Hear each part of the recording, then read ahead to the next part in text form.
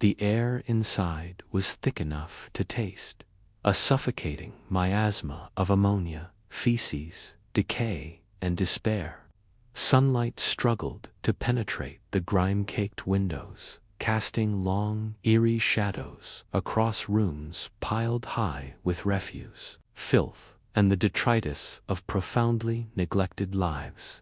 This wasn't just a dirty house, it was a horror house, a place where suffering had seeped into the very walls, leaving an invisible stain of misery. And somewhere, amidst the chaos, hidden beneath a pile of soiled rags, in a dark corner of what might have once been a kitchen, cowered a small terrier mix named Pixie. She wasn't living, she was merely existing, a forgotten soul trapped in a nightmare made real, desperately needing to be saved. Pixie's world was one of perpetual fear and deprivation.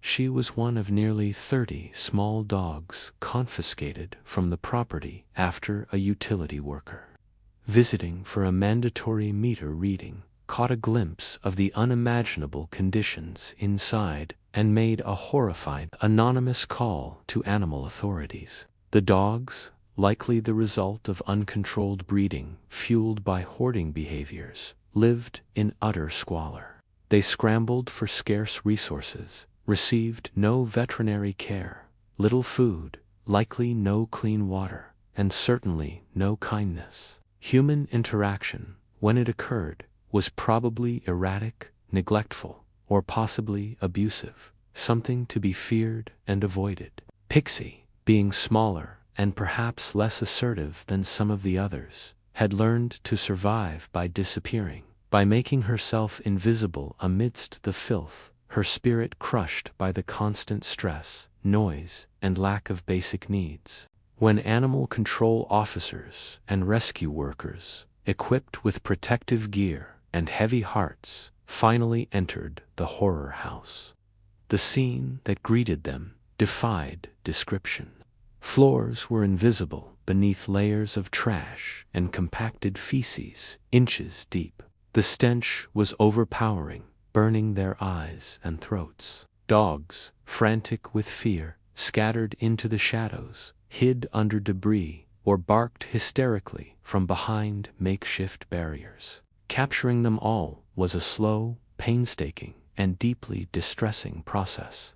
Pixie was one of the last to be found. Huddled so tightly beneath the rags she was almost missed. She offered no resistance, just froze completely, trembling violently, her eyes wide with sheer terror, as gloved hands gently but firmly lifted her from her wretched hiding place, being carried out into the blinding sunlight, away from the only environment she had ever known, was likely the most terrifying experience of her young life. She was finally saved, but her journey had just begun, and it would be fraught with the ghosts of her past.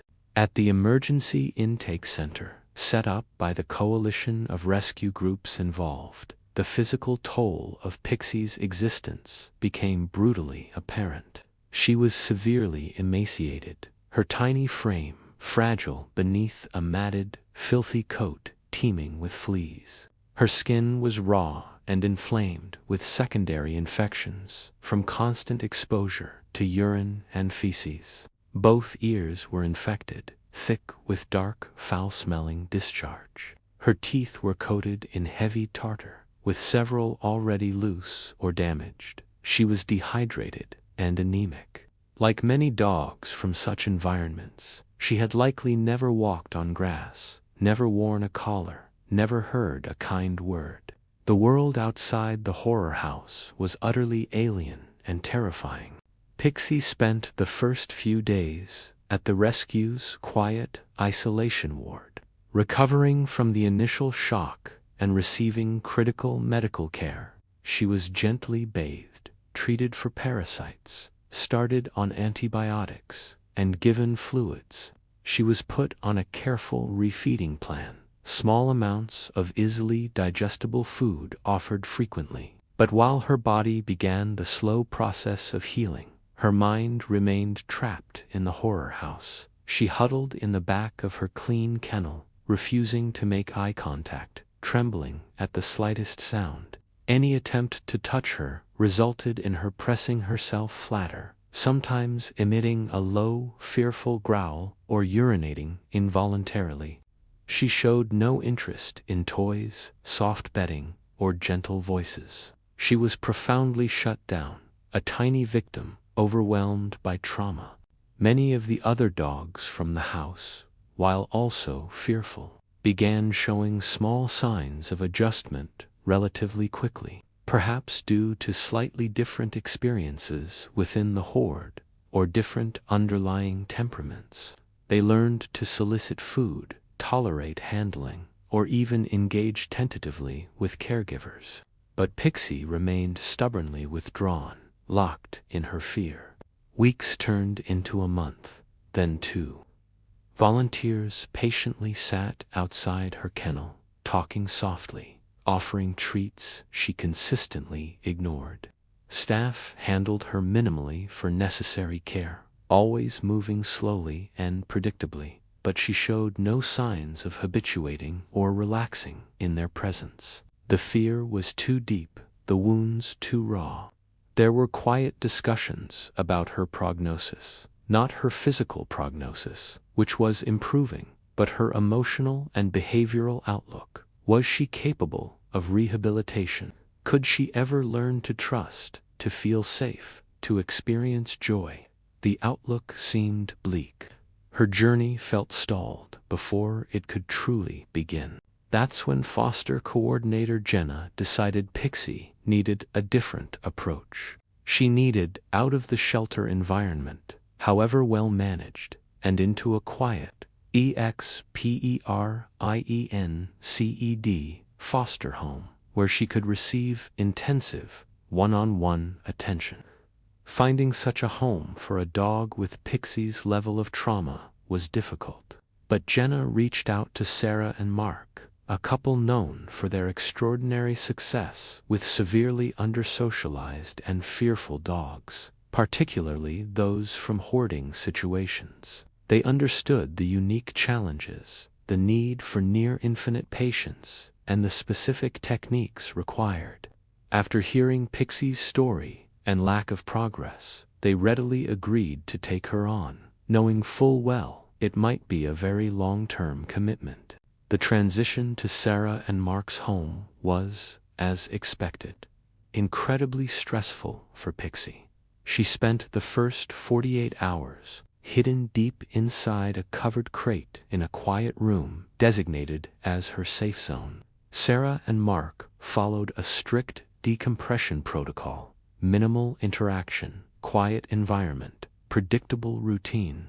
They placed her food and water just outside the crate entrance, and otherwise left her completely undisturbed, allowing her time and space to simply be without demands. They understood that Pixie needed to learn, fundamentally, that nothing bad would happen to her in this new place.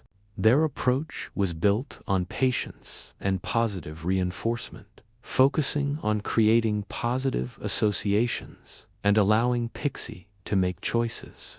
They never forced her out of the crate. They spent time simply sitting quietly in the room with her, reading or working, letting her observe them from her safe space. After several days, Pixie began poking her nose out cautiously when they were present. They started leaving a trail of high-value treats leading from her crate towards where they sat, making no attempt to lure her closer, just letting her discover them on her own time, usually after they left the room.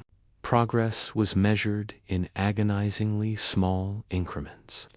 A nose poke became a head poke. Eventually, she might dart out, snatch a nearby treat, and retreat instantly. Weeks passed like this. Sarah and Mark celebrated every tiny step. The first time she took a treat while they were still in the room.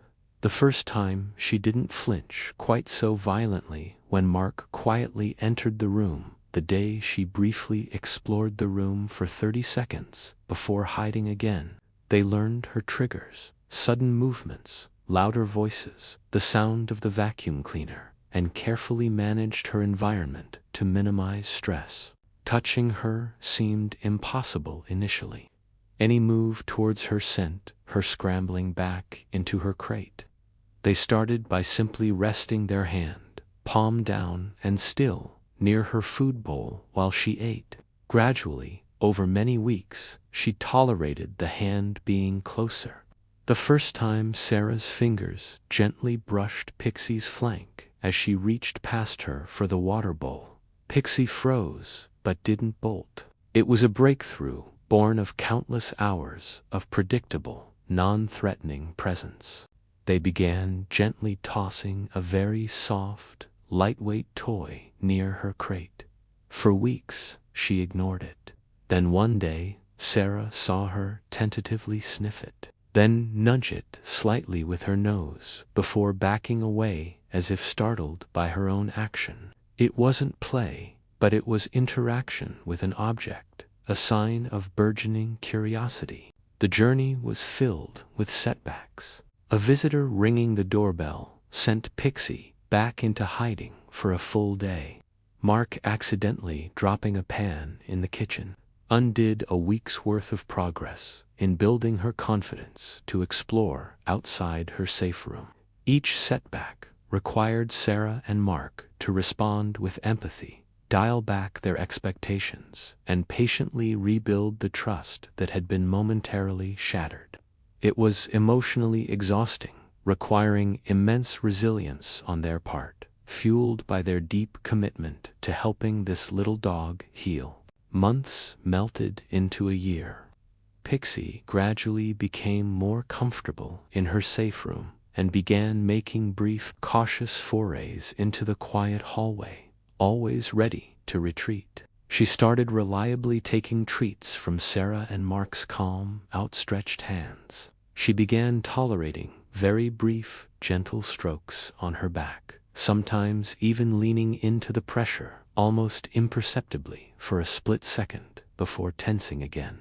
Her physical appearance was now vastly different. She was at a healthy weight. Her coat had grown in soft and clean.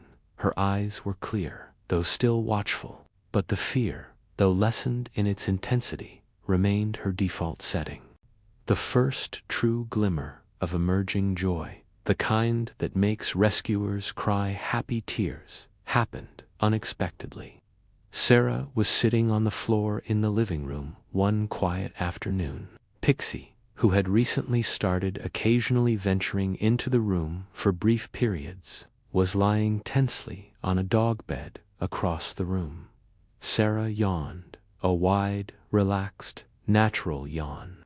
Pixie watched her, head cocked slightly. Then, incredibly, Pixie offered a hesitant, awkward little play bow, front end down, back end slightly up, before immediately looking startled and collapsing back onto the bed. Sarah held her breath, keeping her expression soft and neutral, though her heart soared.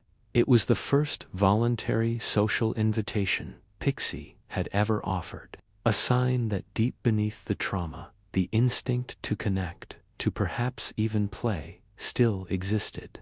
More glimmers followed, scattered like precious jewels over the next few months. A tiny, fleeting tail wag when Mark came home and spoke her name softly, nudging a soft toy with her nose for a few seconds, choosing to lie on the dog bed closest to Sarah instead of the one furthest away, allowing Mark to gently clip on a lightweight harness and leash for a few seconds indoors, rewarded with high-value treats. Each instance was a victory, celebrated quietly but profoundly. Sarah and Mark knew Pixie might never be a normal dog, comfortable in all situations. She would likely always be wary of strangers and easily overwhelmed. But she was learning to trust them. She was learning that the world, or at least her world within their home, could be safe and predictable. She was slowly, tentatively, beginning her journey to joy. After nearly 18 months in foster care, Sarah and Mark felt Pixie might be ready for a very specific type of adoptive home. They worked closely with the rescue to screen potential adopters, explaining Pixie's extensive history, her triggers, her need for ongoing patience, and the fact that her joy would likely always manifest in quiet ways rather than boisterous enthusiasm.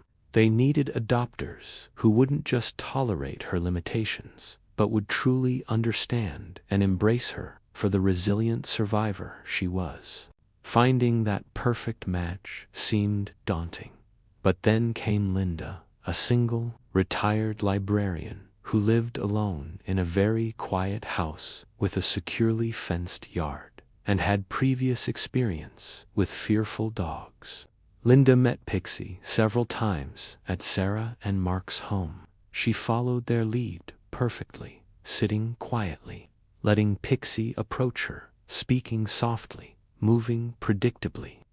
Linda wasn't looking for a dog to take hiking or to dog parks. She was looking for a quiet companion to share her peaceful life, and she was deeply moved by Pixie's story and resilience. She understood that earning Pixie's trust would be a continuation of the long journey Sarah and Mark had started. The transition was managed with meticulous care, duplicating routines, using familiar bedding and scents. Linda continued the patient, positive reinforcement methods. Progress continued slowly but surely. Pixie gradually claimed Linda's quiet home as her own.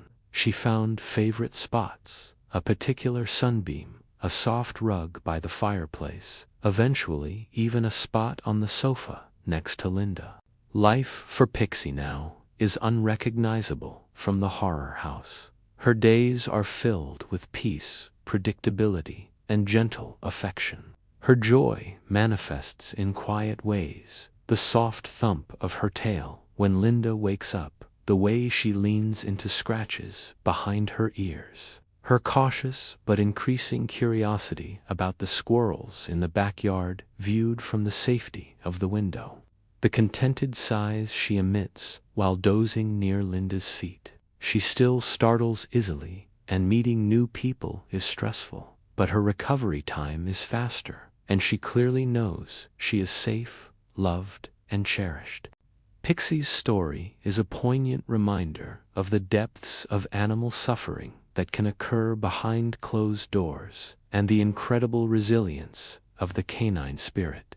Being saved from the horror house was just the first step on an incredibly long and arduous journey. Witnessing her transformation from a terrified, shut-down victim to a dog capable of trust, comfort, and quiet joy is enough to make anyone see tears of sorrow for the cruelty she endured, but ultimately overwhelming tears of relief and happiness for the peace and love she finally found. She is a testament to the power of rescue, patient rehabilitation, and the unwavering belief that every life, no matter how damaged, deserves a chance to heal and experience happiness.